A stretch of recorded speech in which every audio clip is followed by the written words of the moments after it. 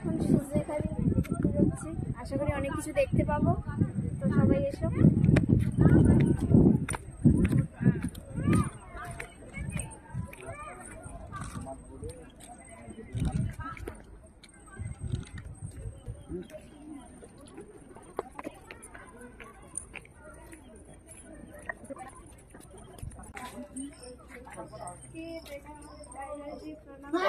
আমাদের সকলকে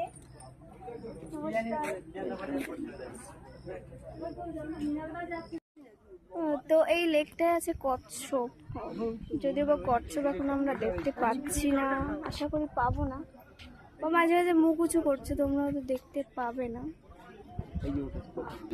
বাকি জায়গাগুলো ঘুরে ঘুরে দেখায়।